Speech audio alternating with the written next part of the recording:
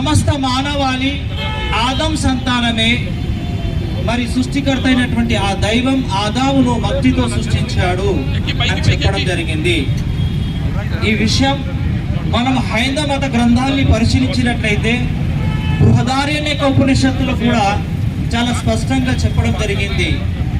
స్త్రీయ పూర్వత ఏవతాగం నమభవక్తతో మనుష్య అజయంతః. దేవుడు మొట్టమొదట ఒక స్త్రీ పురుషుల జంటను సృష్టించాడు.